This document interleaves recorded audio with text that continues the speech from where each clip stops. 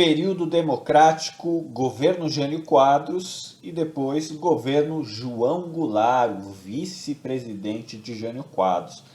Gente, vamos dar continuidade aí, só para a gente fazer a ponte. Na aula passada nós vimos governo Juscelino Kubitschek. Pois é, Juscelino Kubitschek cumpriu totalmente o seu mandato, convocou eleições, teve eleições e quem foi eleito democraticamente foi Jânio Quadros. Tá? O que é importante a gente ressaltar do governo Jânio Quadros, gente? Primeira coisa, o Jânio Quadros ele foi eleito, é o único presidente do período democrático que foi eleito sem pertencer à famosa sigla, a famosa coligação, melhor dizendo, PTB-PSD.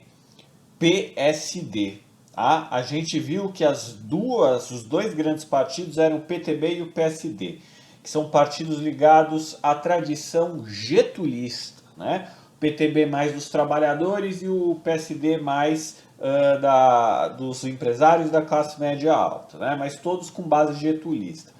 O único partido que fazia oposição era o partido do Carlos Lacerda, né, chamado UDN, que nunca venceu uma eleição.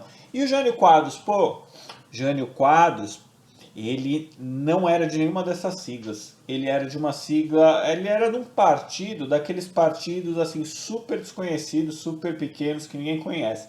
Mas ele foi eleito porque ele tinha uma personalidade muito própria.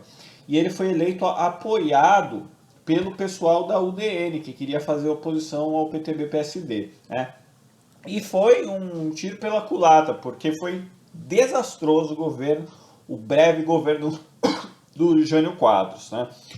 O Jânio Quadros, gente, ele governou o Brasil por apenas 7 meses. Foi governo relâmpago. Ele renunciou depois de 7 meses. Mas e aí, o que aconteceu? Vamos dar uma olhada aqui rapidinho então. Tá? Primeira coisa, gente, o Jânio foi eleito com um lema muito conhecido que é o varre, varre, vassourinha. Né? Ele prometia varrer o Brasil da corrupção, utilizava uma vassoura, né? Fazia toda uma demagogia e o povo gostava muito do jingle dele. Então a gente pode dizer que a propaganda política, o marketing venceu nessas eleições. Tá? Jânio Quadros ele não era de um grande partido, ele foi eleito mais pelo jingle dele, né? E ele aparecia na campanha lá segurando uma vassoura, ele dizia que era do povo, jogava talco no paletó para fingir que era caspa, comia sanduíche de mortadela com o povão, essas coisas que vocês já viram, né? E ele vai pegar um Brasil extremamente numa crise financeira muito forte, herdada ali pelo período JK, né? Vocês lembram o que rolou no período JK? Muita abertura ao capital estrangeiro, né? E as empresas começaram a investir aqui, mas ao mesmo tempo o Brasil foi contraindo dívida para pagar esses bens de consumo que passou a consumir, lembra lá da classe média, da sociedade de consumos, eletrodomésticos, o American Way of Life. Tudo isso, gente, teve um preço, né? E o preço veio na forma de dívida externa e déficit na balança de pagamentos do Brasil. Então, uma forte inflação. Então, essa crise econômica também dificultou muito porque o Jânio Quadros ele não conseguiu governar direito e nem combater a inflação, né? Para vocês terem uma ideia, os problemas sociais aumentaram muito no governo Jânio Quadros, principalmente no campo. Né? Vocês viram que a situação no campo era diferente da cidade, porque na cidade os trabalhadores eles já tinham conquistado alguns direitos, né? Mas no campo não, no campo eles estavam totalmente à mercê dos grandes fazendeiros, né? Então começou a ter muita tensão entre os fazendeiros, né, que são poucos, mas eles são donos das terras, e os próprios camponeses, que começaram a exigir direitos, começou a lutar por terra, começaram a se organizar. A gente viu que formou-se, já lá no período anterior, as ligas camponesas, né? São organizações do campo, dos trabalhadores camponeses. E essas tensões só aumentaram no governo Jânio Quadros, gente. Então, nesse momento, o Brasil vai enfrentar crise econômica inflação e ao mesmo tempo tensão social no campo, tá? Nos ermos do Brasil, nas regiões mais afastadas dos grandes centros. E os grandes centros, né, as grandes cidades também vão começar a sofrer vários problemas sociais, porque muitas pessoas vão migrar para São Paulo e para o Rio de Janeiro na busca de oportunidades, na busca de uma melhor condição de vida. E a cidade não vai comportar todo mundo, né? Então você vai ter problemas na cidade também, tá? Olha só, gente, aí a gente tem uma caricatura do Jânio Quadros, né? O Jânio Quadros ele já tinha sido vereador em São Paulo, né? E ele tinha uma lábia muito poderosa. Ele foi eleito inclusive, né, pelo seu discurso muito poderoso que atingiu tanto as classes populares quanto as classes da elite, né, que queriam colocar fim aos partidos getulistas, né? Então, mas foi um desastre, né? Tanto é que a moeda brasileira na época desvalorizou muito, o poder de compra das pessoas diminuiu muito. Ou seja, o Brasil tinha uma economia, ele produzia, mas o que ele produzia, ele não tinha uma correspondência com o dinheiro que era emitido pelo Banco Brasileiro, né? Vocês sabem, a moeda desvalorizou muito. A moeda, as cédulas, né? Elas são papéis que representam uma riqueza, representam um valor. Esse valor é fruto da produção, do trabalho que é gerado nas atividades aqui feitas no Brasil, né? Se esse dinheiro, se o trabalho, a economia concreta não cresce, logo esse dinheiro ele perde o seu valor real. Então a moeda passa a ser totalmente desvalorizada, né? R$ 1, R$ 2, R$ 3, R$ 5. De repente não dá para fazer nada com isso. Com 10, com 50, com R$ 100 não dá para fazer nada, tá? Então, Jânio vai enfrentar uma baita de uma crise e isso vai criar totalmente, em pouco tempo, uma insatisfação geral com o seu governo. E tudo ainda vai piorar, gente, porque na política externa o Jânio Quadros vai ser super estranho. Ele vai ser, para vocês terem uma ideia, o Brasil ele estava alinhado na Guerra Fria com os Estados Unidos, com o bloco capitalista. O Jânio Quadros ele vai se aproximar de pessoas como Che Guevara, que era o líder da Revolução Cubana, tá? Que por sua vez tinha relações diplomáticas com a União Soviética.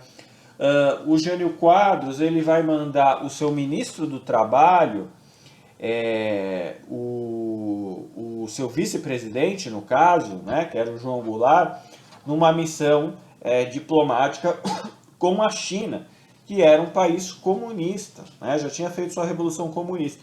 Então isso gerou um mal-estar, porque a imprensa caiu matando em cima do Jânio Quadros e os empresários começaram a desconfiar que o Jânio Quadros estava se aproximando do bloco socialista, tá? Então, muito estranho essa aproximação do Jânio Quadros, porque ela vai contra tudo que ele dizia antes das eleições, contra os grupos que ele tinha se aproximado nas eleições. E aí ele foi perdendo cada vez mais o apoio, até que ele foi obrigado a renunciar 7 meses depois, né? Como uma tentativa. Na verdade, o Jânio Quadros tentou dar uma blefada.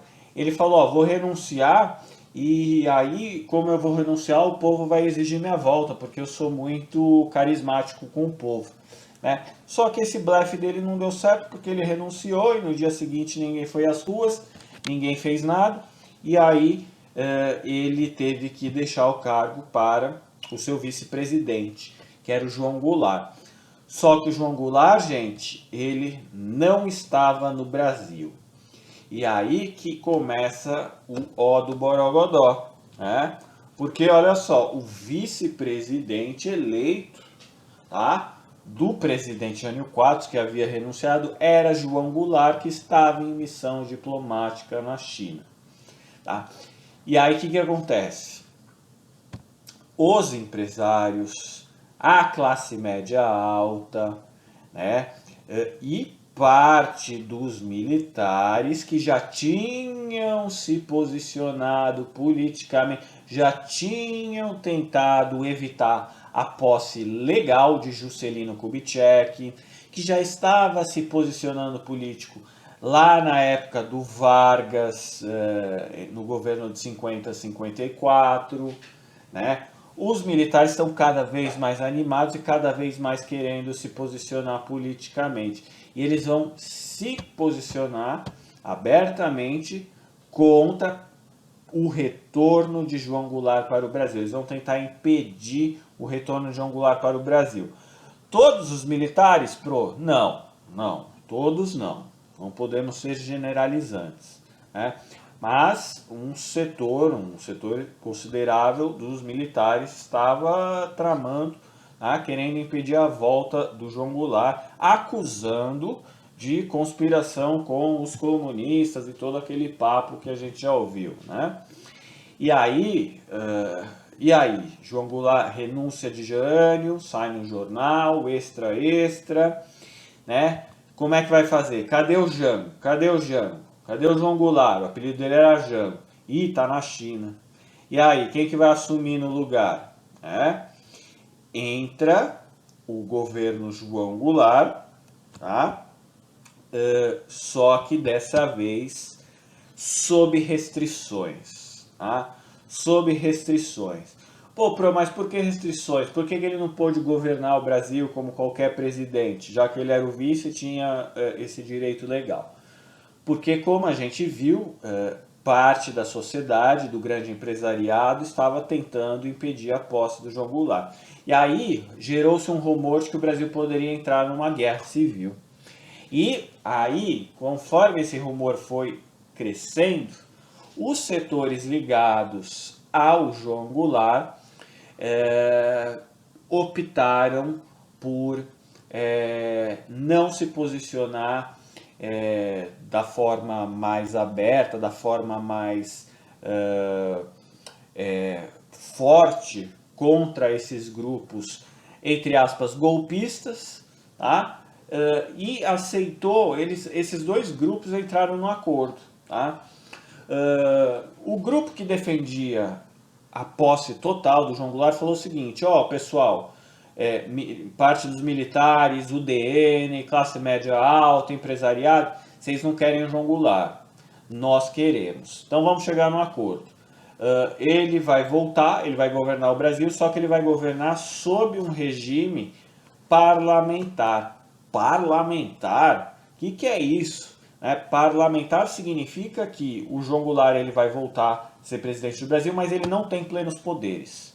Quem tem plenos poderes, né, virtualmente acaba sendo o parlamento brasileiro. O que é o parlamento, Pro? O parlamento é o conjunto dos deputados e dos senadores que vão decidir as leis, a aplicação das leis no Brasil, as políticas, e o presidente, no caso, vai ter que simplesmente acatar. Ele perde muito do direito de veto, por exemplo, né? Então, se o Congresso Nacional decidir uma coisa, em tese, o presidente pode cancelar, pode negar, pode vetar o que o parlamento decidir. No parlamentarismo, não, ele é obrigado a aceitar. E o parlamentarismo brasileiro, os parlamentares brasileiros estavam, olha só, tinham políticos, deputados e senadores que em grande parte pertenciam ao partido de oposição ao João Goulart. Professor, qual que era o partido do João Goulart? O partido do João Goulart era o PTB, né? Getulista total, trabalhista, da ala mais popular do Getúlio, né? E a maior parte dos deputados, dos senadores, eram da UDN, apoiada pelo Carlos Lacerda. Então, é aquela briga que a gente já ressaltou várias vezes aqui, né? UDN versus PTB-PSD, né? O João Goulart era do PTB e os senadores e os deputados, em sua maioria, formavam uma maioria da UDN. Então, o jogo de forças está começando a virar, né? Os presidentes que até então sempre tinham sido eleitos, como Eurico Dutra, Getúlio Vargas, Juscelino Kubitschek, né? Eles, tudo getulista, agora estão perdendo esse poder aí. O João Goulart, que era um dos mais getulistas, também agora vão derrubar ele logo mais. Tá? Então, olha só, o governo de 61 a 63 do João Goulart, ele governou de forma parlamentar, sem plenos poderes. Né? E, para vocês terem uma ideia, ó, de 31 a 34, as políticas que o João Goulart, as propostas que o João Goulart tinha para o Brasil, que eram super avançadas para a época, nenhuma delas vai passar. Pô, pastor, mas o que ele queria fazer? Você acabou de falar que o Brasil estava numa crise econômica, tensão social no campo. O que o João Goulart ia propor para fazer? O João Goulart, gente, ele estava praticamente propondo, né, estava se aproximando muito forte das ligas camponesas.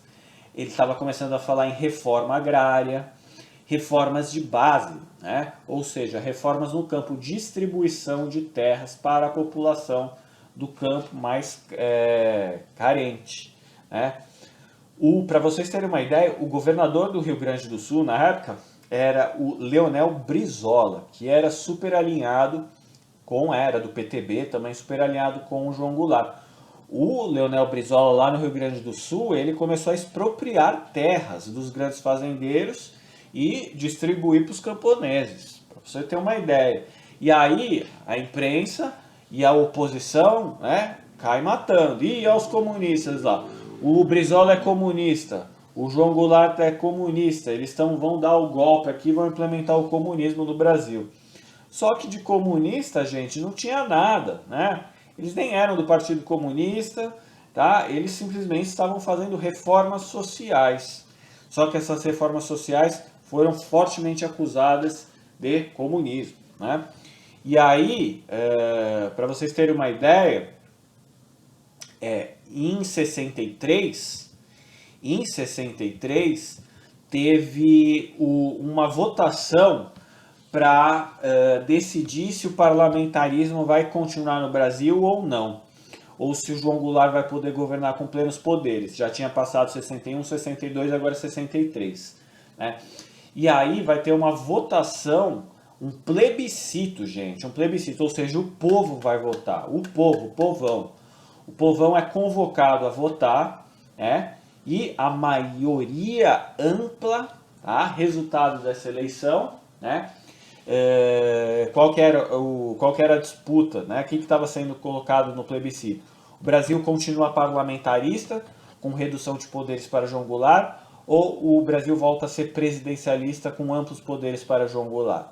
E a votação foi maciça contra o parlamentarismo. O povo queria João Goulart com plenos poderes para implementar a reforma de base, as reformas agrárias, a reforma do campo, a alfabetização, que estava dentro desse plano das reformas de base, né? E o povo vota a favor de plenos poderes para João Goulart.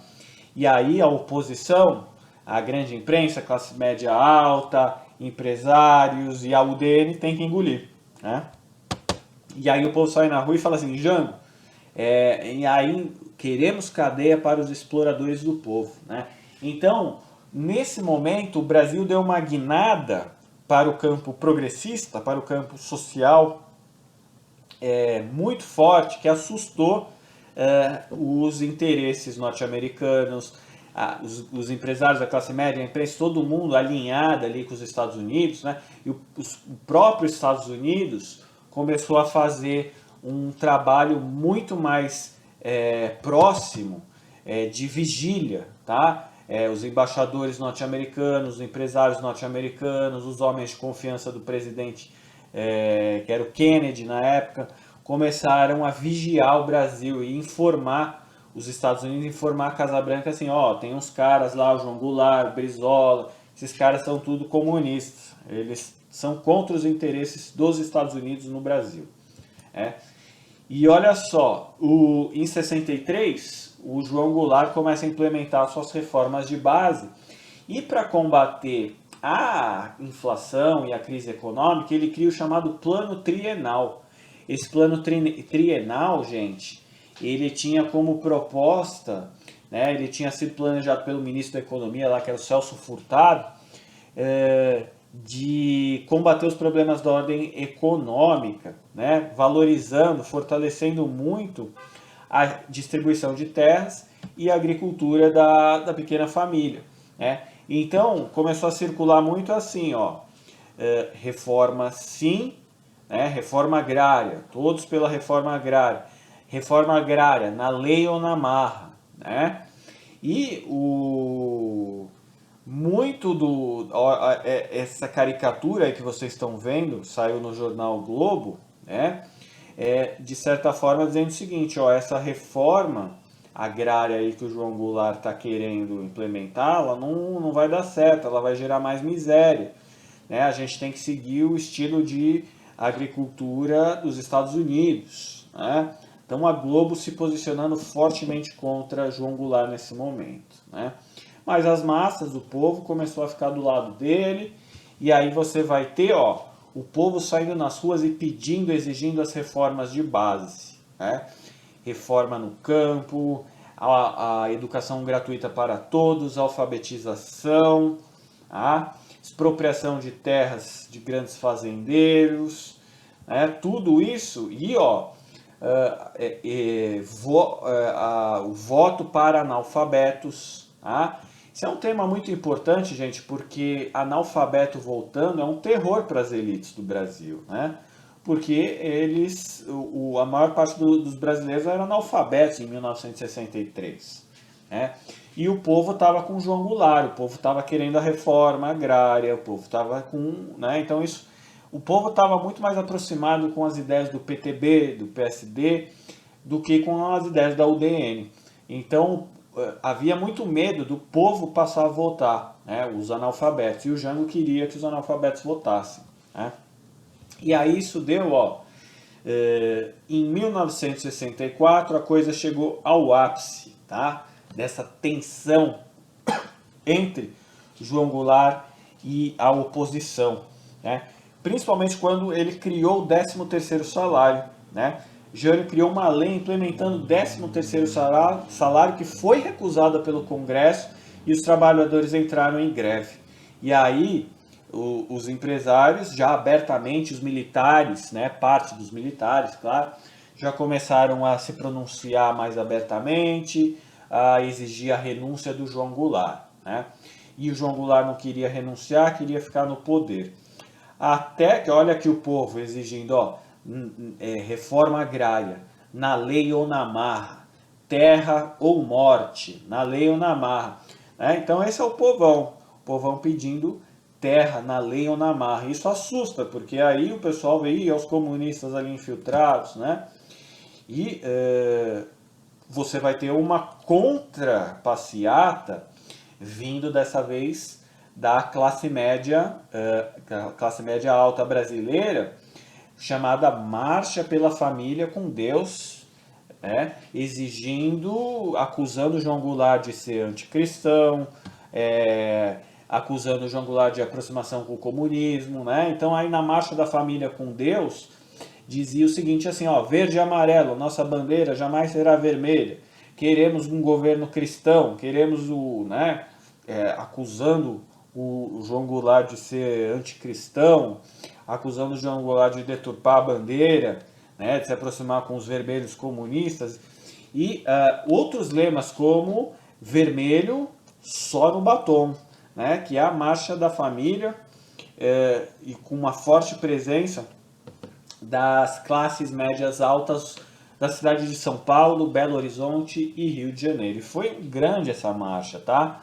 Foi muito grande essa marcha, e aí as tensões entre João Goulart, seus apoiadores, os camponeses contra os empresários, os Estados Unidos e a classe média alta, ficou cada vez mais evidente, até que os militares começaram a preparar, tá, um golpe de fato, né, que pudesse impedir o João Goulart de continuar governando, né?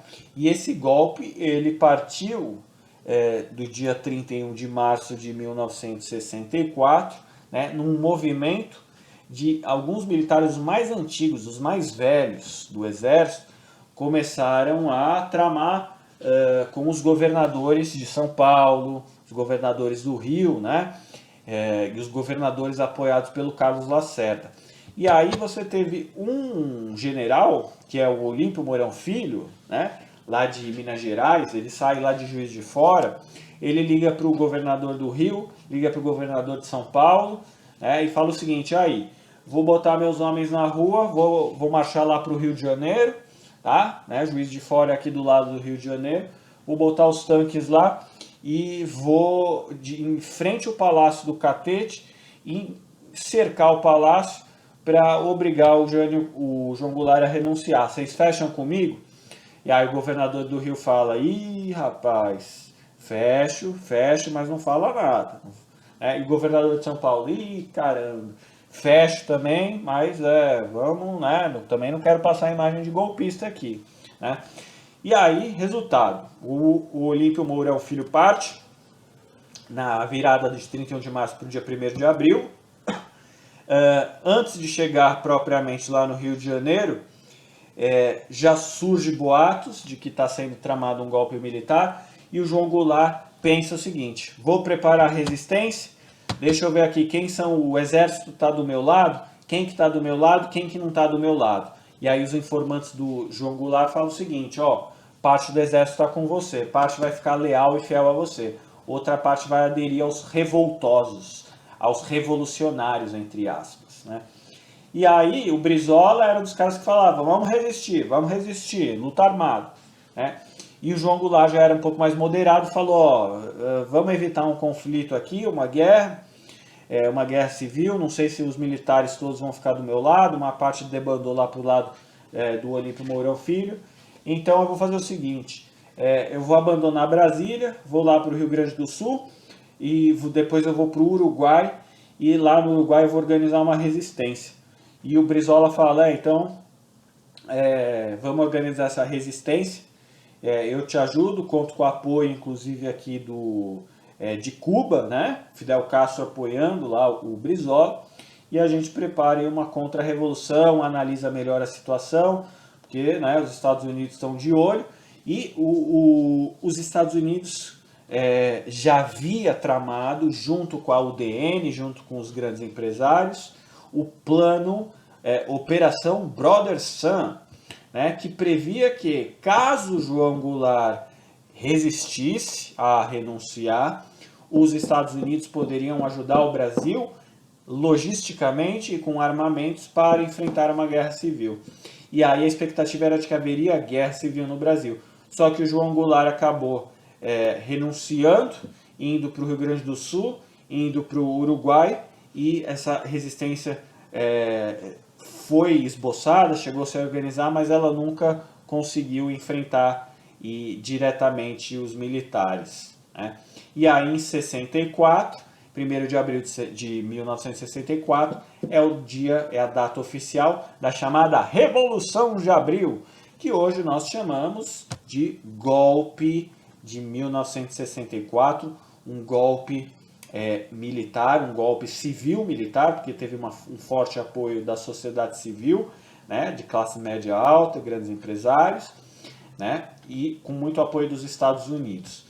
E hoje a gente fala golpe de 1964, que dá início ao longo período de 21 anos da ditadura militar brasileira, ou regime militar brasileiro, que é o que nós veremos nas próximas aulas. Um abraço.